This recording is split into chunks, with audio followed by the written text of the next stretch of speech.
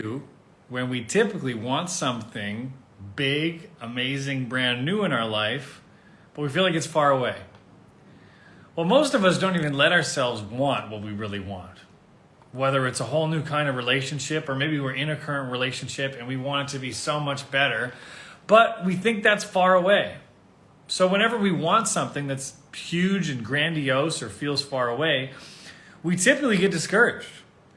We typically get worried, frustrated, and kind of almost decide automatically that we can't have it or that it's going to be too hard. That's just human in all of us. That's why many of us don't venture into the unknown about things that we want, because we automatically assume how it's going to go, because we've been disappointed before.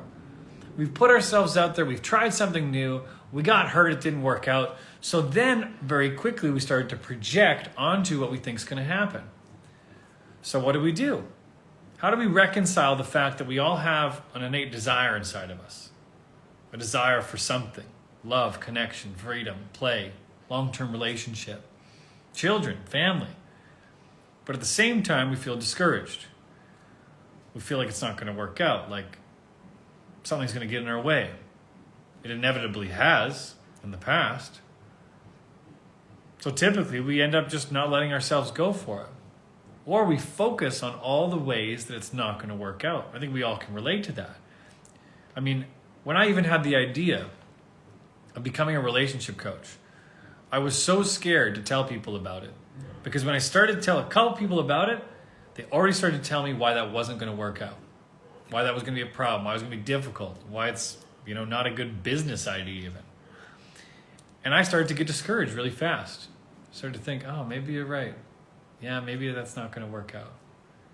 And if I let that happen, I wouldn't be having, hundreds of thousands of followers and hundreds of people who participate in my programs and are now in loving, extraordinary relationships. That wouldn't have happened. So you can see how easily the thing that you want is almost like this little candle that's flickering, and it can just blown out just so easily. And so what I'm up to in this work and in these lives and all the content that I do is to see how we can create a pathway that's easier than we expected. Well, how do we do that? The first way I believe we do that is by focusing more on what we want to experience and less about the actual thing.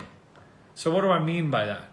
If you want a loving, long-term committed relationship, you want to meet your partner you're going to raise your family with, those are all tangible, real results in life. What beautiful results to desire.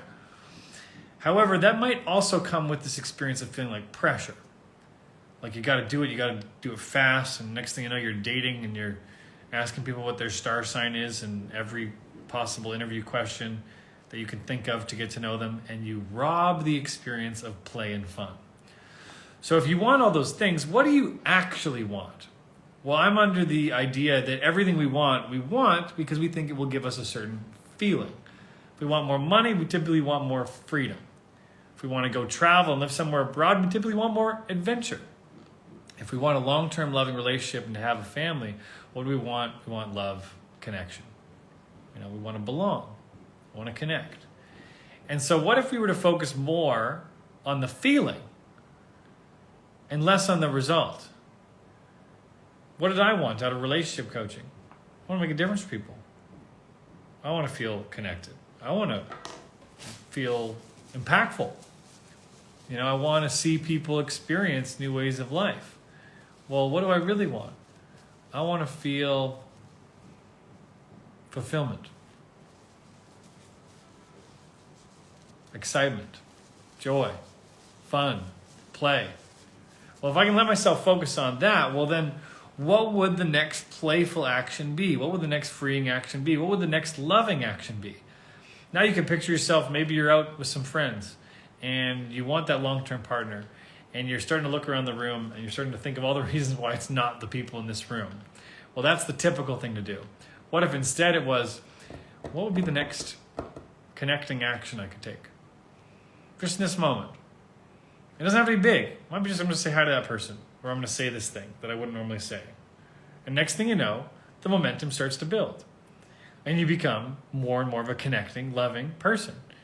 And before you know it, you find yourself in unique conversations and with unique connections that you wouldn't normally have been in. And it becomes this beautiful thing of momentum.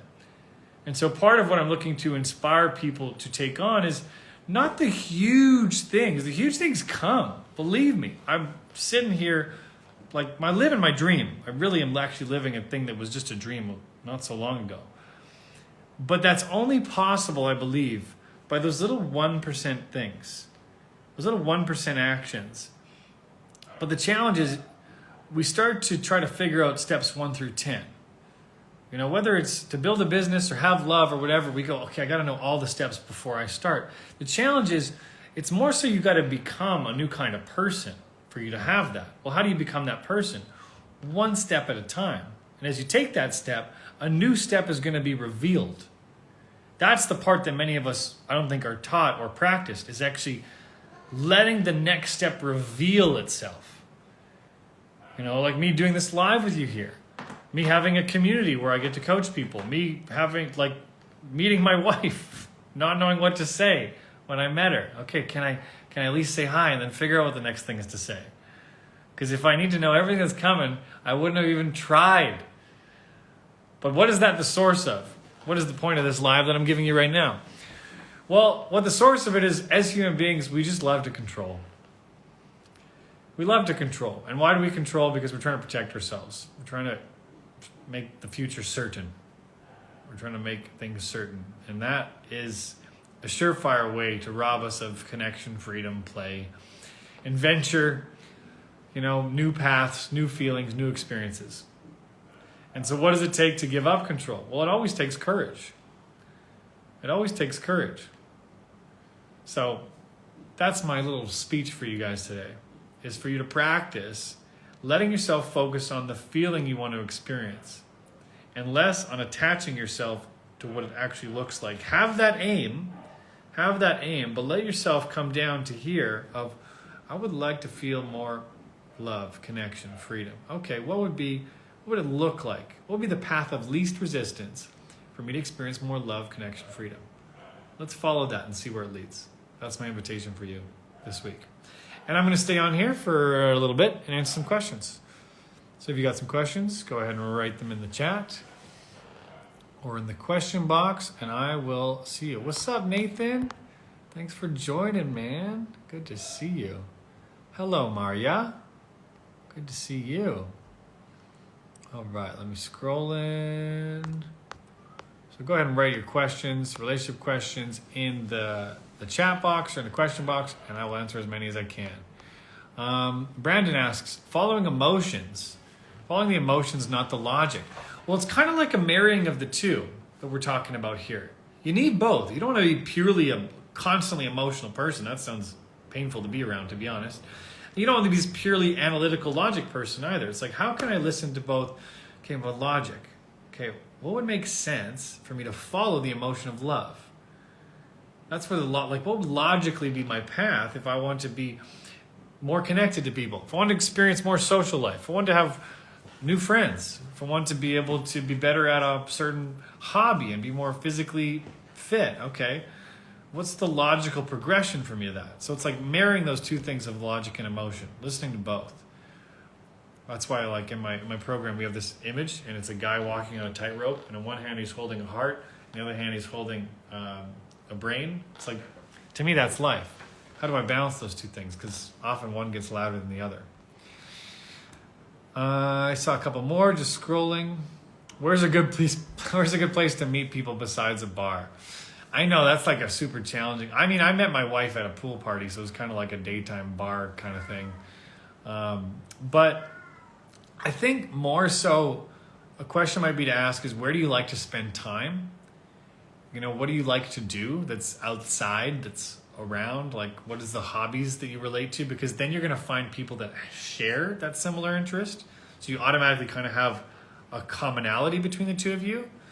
So I wouldn't say that there's one place, but I would say that a lot of us are already assuming that that is the only way to meet people. It's either that or the apps. And you like, I don't like both, so what do I do? Well, my invitation would be, where do you like to spend time? You know, do you like to spend time at the gym, or, you know, do you have a certain hobby? Do you rock climb? Do you like to go do certain physical activities? Do you paint? Do you like music? Is there certain artists that you want to be more around? Like that kind of thing is going to give you at the very least, meeting the kind of people who are interested in something that you're interested in. So I think it's a great place to start. I need more advice about relationships and communication through text and real life. So I don't really know the question there. Make sure you're asking a clear question. One thing I could say about that is text is not communication. If I could give one piece of coaching for everybody, stop having important conversations over text. That is such a foolish way to have whatever you're talking about actually work. Because text is not communication. It's just not. There's no immediate response. We're not next to each other. There's no tone of voice.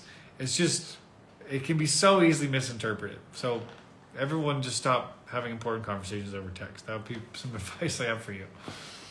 What do we say to people who demean and belittle us family members? Or is that US family members? What do we say to people who demean and belittle our family members? I mean, if someone was like demeaning and belittling my family members, I wouldn't even have a conversation with them. Our conversation would be very short. You know, I'm trying to picture what you're saying there. Like if someone was, talking shit about my mom or my grandma, I don't know. I wouldn't really have time for that conversation. Like, okay, thanks. Learning more about you. Best of luck to you. That'd be basically it for me. So I'm not sure what else. Maybe you can be more specific about the question, but I think part of what my content's about is recognizing that there's always somewhere where we can be responsible. And sometimes if other people are doing things we don't like, our version of responsible might be just not tolerating that. Okay, so like if I'm experiencing disrespect, rudeness, any sort of abuse, it's like, well, yeah, okay, you can say I wish they would be different, but they're not. So how can I interrupt what I'm tolerating? That to me is always a source of power. Please talk about contentment. Can you share more? What questions do you have about contentment? They want a relationship, or that's what they say in their profile, but after 3 months of dating, they say they don't want a relationship, so they don't want a relationship with you. Maybe. To me, it's almost irrelevant. If you're dating someone and you get that response, it's like, okay, you got the information you need. You want a relationship, they don't. The reasons why don't really matter. One of my posts that went viral was me talking about this, where someone said, this guy, I really don't like his style, but he says something about, if someone says they don't want to be with you, it's actually because they don't want to let go of their little contacts. He says something like this, and I think that's so stupid that you're trying to figure out why. The whole thing you know is they don't want to be with you. All right, that's whatever their reason is their reason. It might not even be accurate, but it is their reason. So I would focus less on the why and more on the what.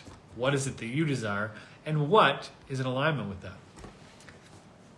I was told I'm a hopeless romantic by a therapist. Can you break that down for me, and is it a death sentence? No, it's not a death sentence, of course not. I want to do more conversations about the differences between therapy and coaching. Therapy is amazing for us getting to share and for us practicing communicating what our challenges are, what we're dealing with. At the same time, I've noticed from clients I've worked with, there's a number of therapists overstepping their ethical boundaries and giving people their opinion about them. Not saying there's anything wrong with saying you're a hopeless romantic, but I do notice a problem with how many therapists are labeling people as something. That's not the job of a therapist. It's also not the job of a coach.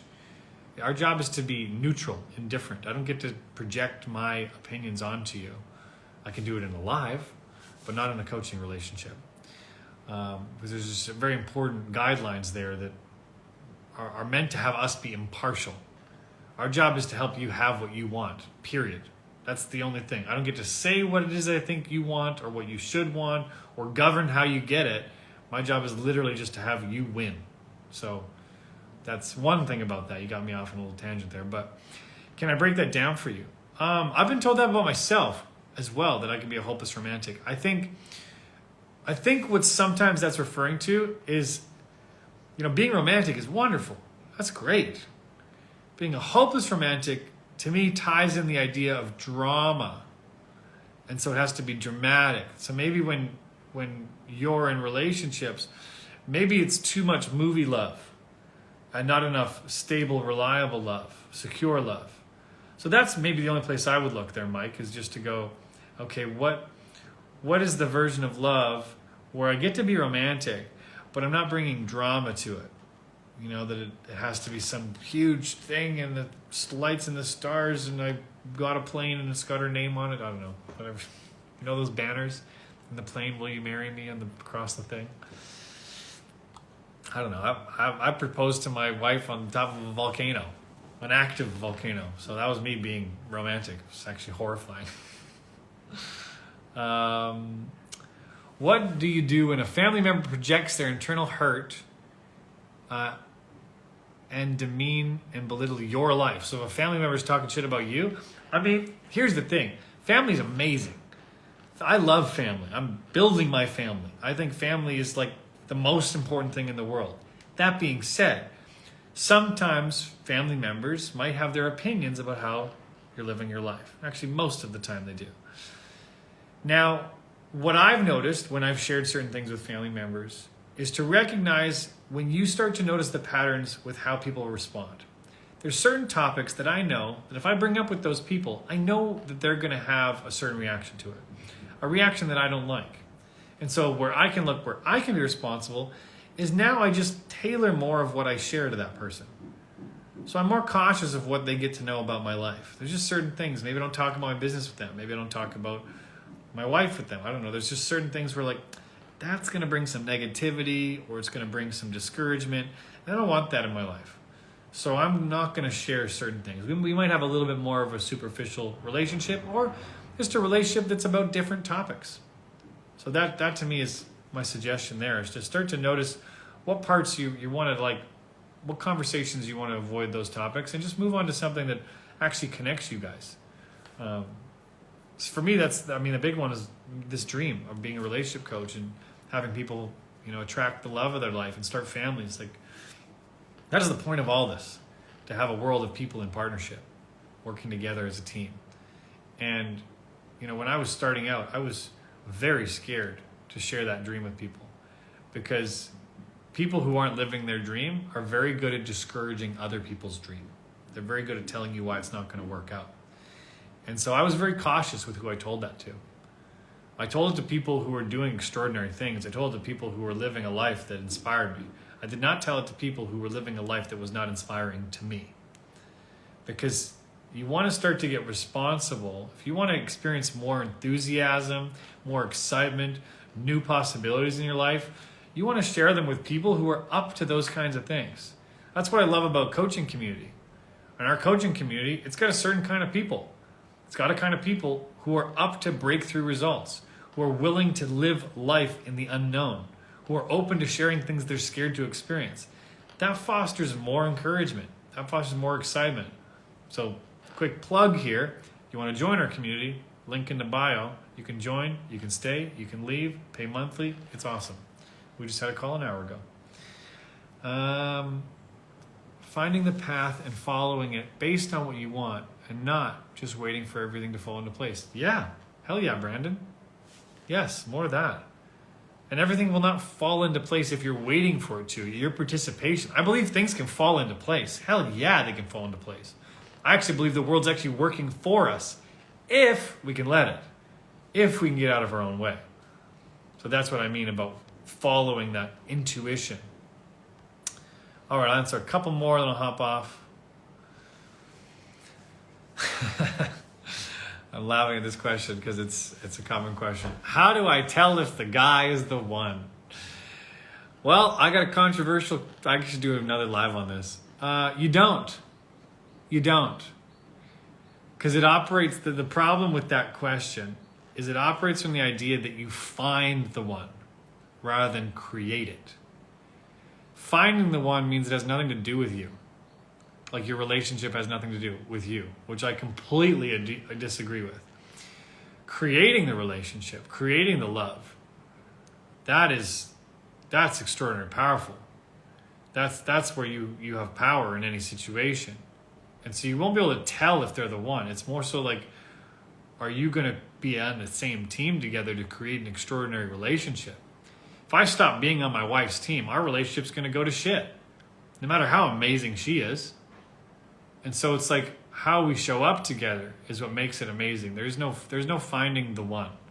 That's my opinion. Other people might say, all these shitty gurus online are like, how do you know if they're the one? They do this. Bullshit. I say bullshit to every single one of those people. That is lazy, irresponsible way of walking around. It is purely based that as if your life has nothing to do with you and it's all circumstantial. I think we can change any circumstance, any situation. I've yet to see where that's not the case. So how do you tell if they're the one? You don't. You be the one.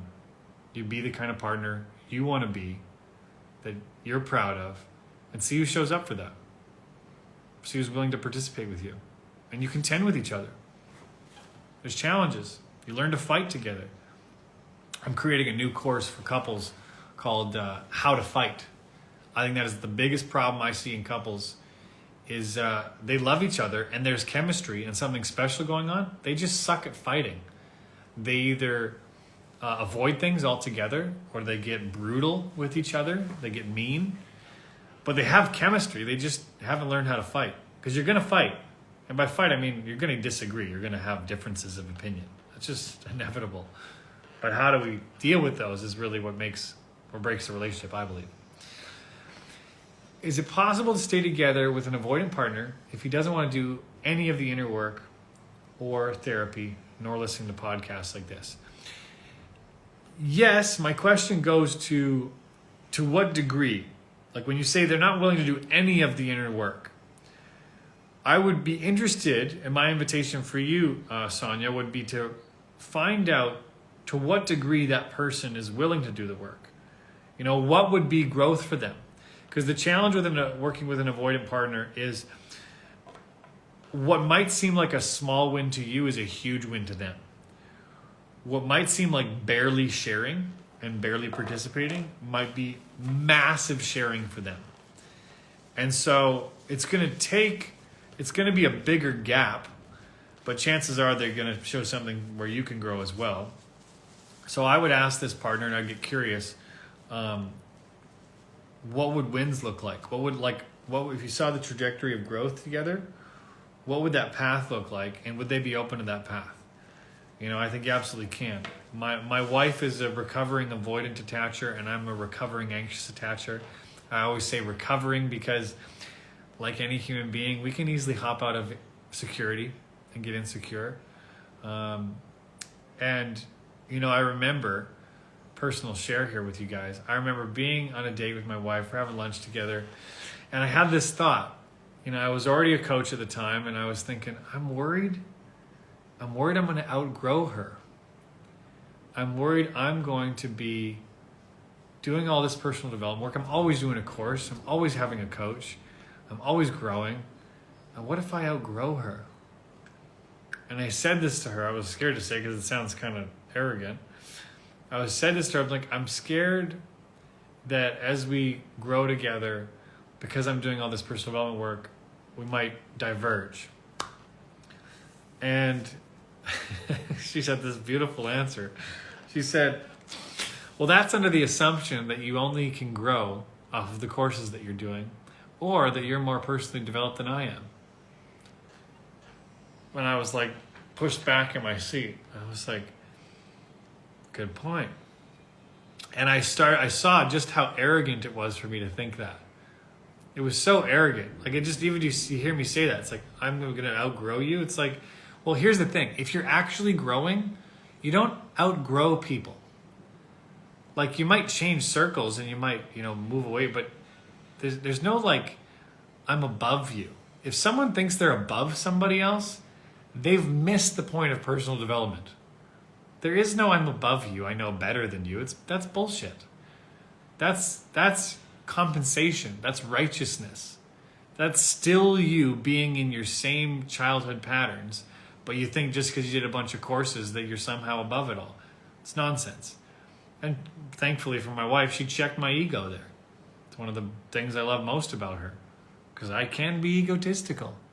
So, yeah, I would just encourage yourself to look with this person. What would it look like for them to win? Because chances are there's something for you here in that too. All right, one or two more. Getting tired of hearing myself talk. Tips to hear: fearful avoidant, anxious avoidant. Well, that's maybe pick one, because I could spend 2 hours on that. I could spend a whole course on that, to be honest. Maybe specify one and I'll fine tune it. To that, I would benefit from your coaching. I'm sure you would. Everyone does. So if you want to apply for coaching, you guys, links in the bio. You can apply for coaching. You can speak with me directly. You can learn about my programs. You can even join our community. I have programs that are structured, that are designed to help people with a proven method to have us go from either single to attracting our dream partner, to living the kind of relationships we've always wanted, or even being in a relationship and looking to reconcile and create a brand new connection with each other. So that's mainly what my programs are about. They have a structure. And then I have a community page. The community page is less structured. It's more so me picking topics that I think people will benefit from. And we just riff and talk, and I give little assignments, stuff like that. So different degrees of support there. But there's definitely something for everybody. All right, last two, and I'm out of here. What do you believe is an adequate time to heal from a 3-year relationship when he was a narcissist? Now you hold fear going into dating new guys. I totally get the fear. That's a tough one, right? Because you might be waiting to not be scared, to think that you've healed from the relationship. If you've experienced that, there's going to be some fear. It's about the new courage waiting on the other side for you. So there's some part of you that's going to grow from this, but waiting to be not scared, I don't think is the answer. The question of what is an adequate amount of time, I'd also disagree with the whole, it should be 6 months or 9 months or 3 months or whatever. My first serious breakup in my life, a year went by and I didn't heal. Because I didn't do the work. I wasn't even looking to see how I was responsible for this relationship. I was just blaming her and the world. So it wasn't time for me. And then another breakup I had, I was overcoming that in 2 months, and it was a deep relationship because I really took to look at, okay, what are the feelings I've been scared of? How did I end up in this situation? What are the patterns I'm looking to break? So time is less about it, more so allowing yourself to feel the pain that you've experienced, really letting yourself feel what there is to feel. Whatever emotion you're running from, that emotion's going to have power over you. So you want to let yourself feel that as best you can and practice it more and more. And then I would just say, take it slow, okay? Progress, don't stop. Progress, but maybe it isn't dating new guys for you yet. Maybe it's having conversations without a need that they have to go anywhere. Maybe it's just interacting, and that leads to possible dates.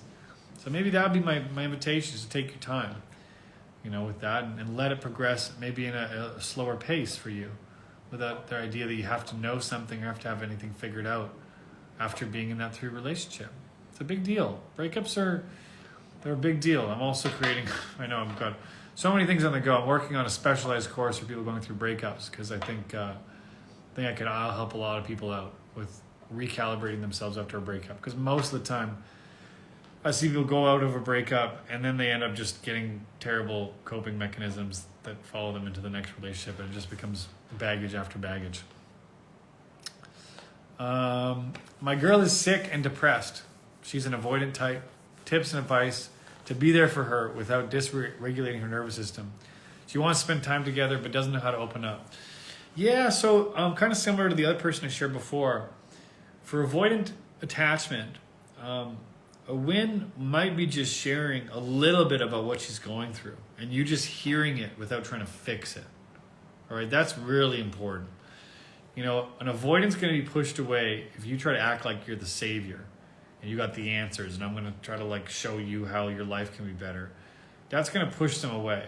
And so if you could just get into her world a little bit and have some conversations where she shares, but you don't try to fix it.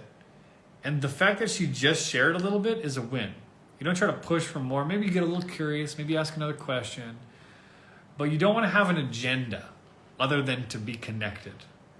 You don't want to have an agenda of trying to get her somewhere. You just want to be connected a little bit. And that'll build momentum. It's really what I believe in, is you can build momentum. I look at where my wife and I are compared to where we started. We're both such different people since then, and how we've grown. We couldn't have seen it coming. It's taken thousands of negotiations and being there for each other and disconnecting, connecting again, repairing, and I'm excited for decades and decades more of that. So we get to have these experiences as opportunities for connection, rather than this idea of trying to find the perfect relationship or stay in some kind of perfect state of equilibrium. I think too many of us are focused on that. So a little bit curiosity and hearing her without trying to change. Swan, oh, you wrote a question. Yes, someone. I'll answer your question because you just prompted me to. My ex keeps calling me randomly after years of not talking. What could this mean? Again, like the person shared before, I think it's less important of what it means and more if you're okay with it or not. So if your ex keeps calling you, like I was talking to a client last week, and the same thing was happening to them. Like someone they hadn't dated in like a decade calls them out of the blue and says they want to like have another go at it. And she was like, I don't even know who you are anymore. Where's this coming from? And here's the thing. If someone's calling you 10 years later to do that, this might answer your question. They're connected to an idea of you, not you. They're connected to this time frame of you, and they've been ruminating it and thinking about it, and they think that you're still that person. They haven't even checked in with you and who you are.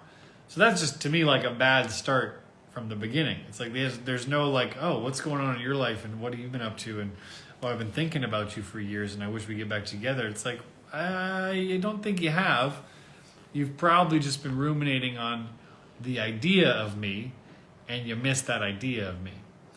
So if you're curious about what this person's up to and you maybe want to rekindle something, then have a conversation. But if not, it's less important about what they're doing and more important about what you're out to create in your relationships. All right, my jaw is sore. I've been talking for like 2 hours. Not on this, but coaching earlier. You guys are amazing. Sending you love wherever you are with whatever you're dealing with. And I invite you to continue to let yourself follow that momentum. There's so much love everywhere for us if we're open to it. Talk to you later.